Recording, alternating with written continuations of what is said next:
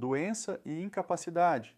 Por que não são a mesma coisa? Você juntou todos os atestados médicos, levou exames, mostrou receitas e mesmo assim o INSS negou o seu benefício? Você está se sentindo injustiçado e talvez até desrespeitado pelo perito?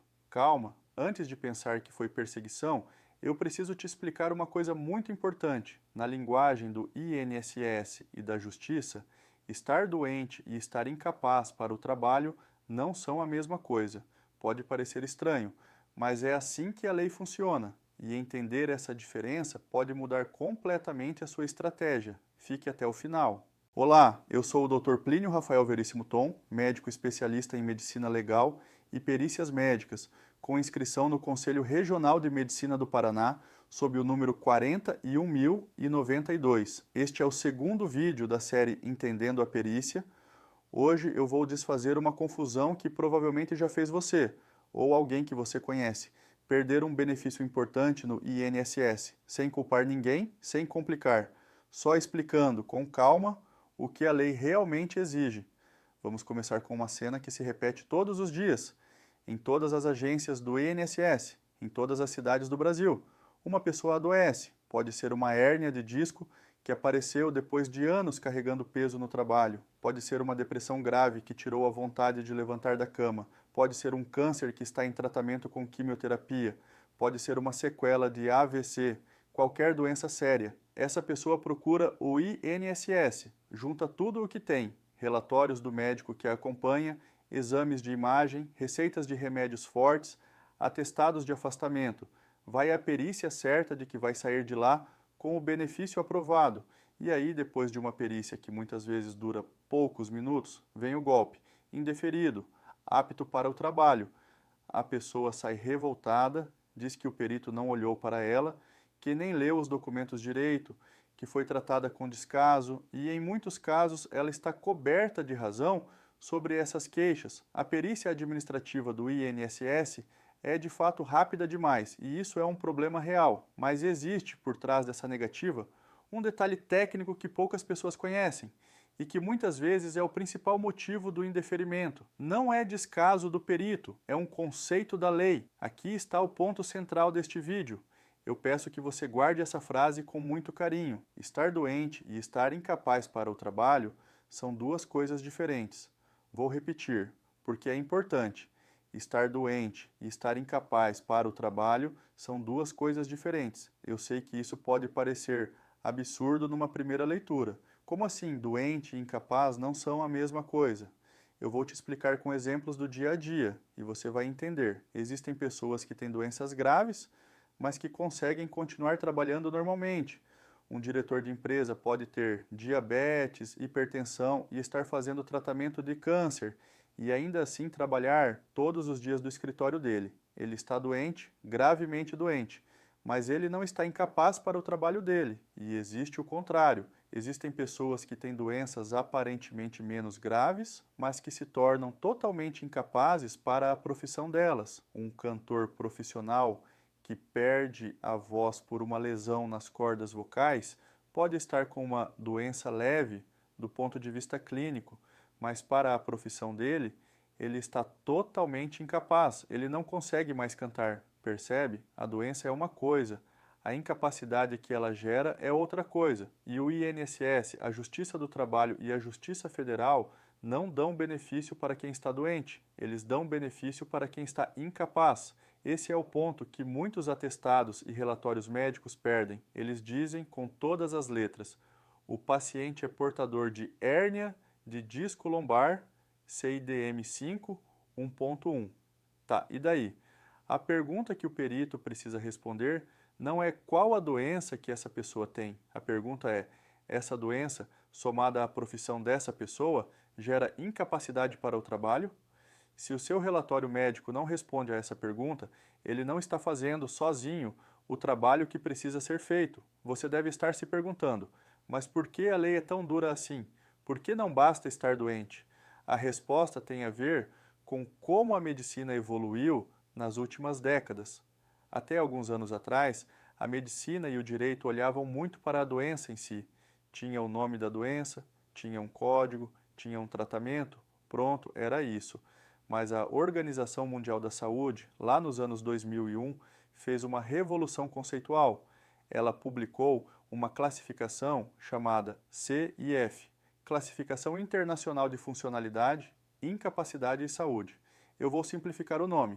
Vamos chamar de a classificação da funcionalidade. A ideia dela é a seguinte: para entender se uma pessoa está incapaz, não basta olhar o nome da doença, é preciso olhar o que aquela pessoa consegue ou não consegue fazer no dia a dia dela. Consegue se vestir sozinha, consegue subir escadas, consegue carregar peso, consegue ficar em pé por 8 horas, consegue se concentrar para tomar decisões complexas, consegue lidar com o público.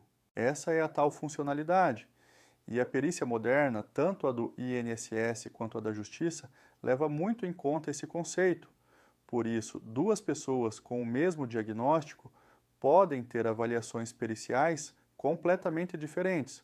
Uma pessoa com diabetes, que é programadora de computador, pode estar perfeitamente capaz. Outra pessoa com o mesmo diabetes, mas que trabalha como motorista de caminhão em viagens longas, pode estar incapaz porque o risco de hipoglicemia ao volante coloca a vida dela e de outros em risco. A doença é a mesma. A funcionalidade exigida pelo trabalho é diferente e a conclusão pericial, portanto, também é diferente. Aqui vai uma informação prática que pouquíssima gente conhece.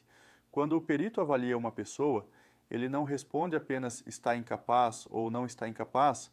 Existem 3 classificações diferentes de incapacidade e cada uma leva a um benefício diferente. Primeira, incapacidade temporária e parcial. A pessoa está incapaz por um tempo, mas tem chance real de melhorar com o tratamento. Em geral, é o caso de quem recebe o auxílio por incapacidade temporária, conhecido antigamente como auxílio-doença. Segunda, incapacidade permanente para a profissão habitual. A pessoa não vai melhorar a ponto de voltar à profissão dela, mas ainda pode trabalhar em outras atividades, talvez após uma reabilitação profissional. Aqui se discute, por exemplo, o auxílio acidente e, em alguns casos, a reabilitação custeada pelo INSS. Terceira, incapacidade total e permanente para todo e qualquer trabalho. A pessoa não tem condições de exercer nenhuma atividade que garanta o sustento dela.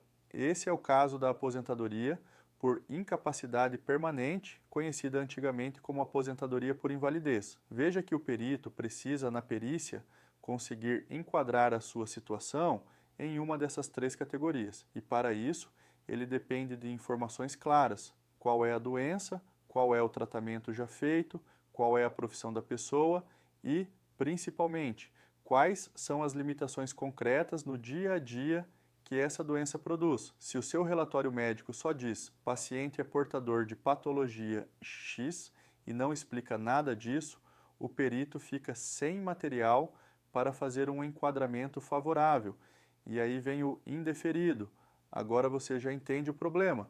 Vamos falar da solução. Um relatório médico que ajuda de verdade em um pedido de benefício precisa, idealmente, conter 5 informações, e a maioria dos atestados não traz nem 3 delas.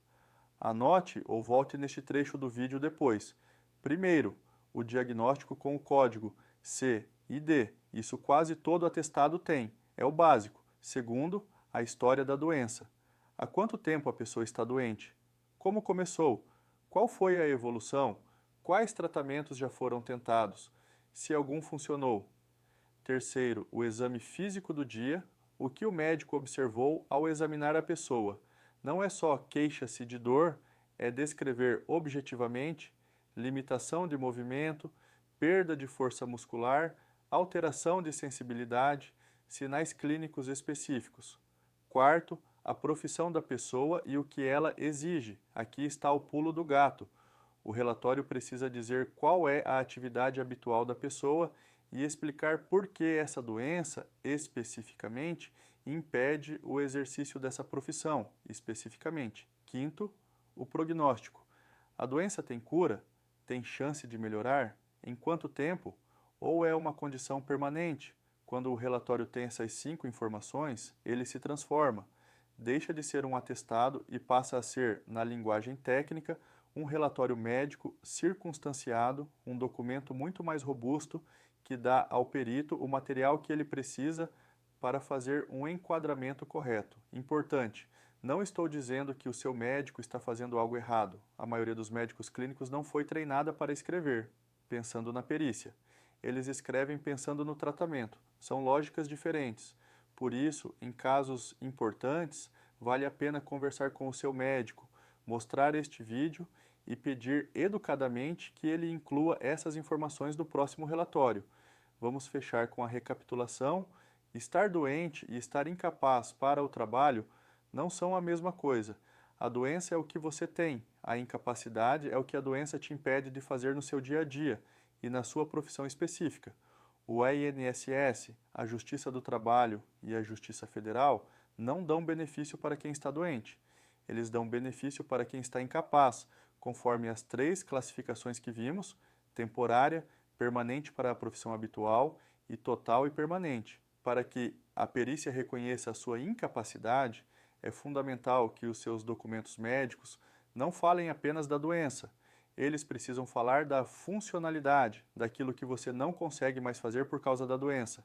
E aqui vai um lembrete importante: nada disso garante o seu benefício. A decisão final cabe ao perito e ao juiz, conforme os critérios da lei. O que estamos discutindo é como você pode chegar à perícia com as melhores condições possíveis de ser corretamente avaliado. Se este vídeo te ajudou a entender por que a sua perícia pode ter sido indeferida, deixe um comentário aqui embaixo, conte a sua história, sem nomes, sem detalhes íntimos, só o essencial.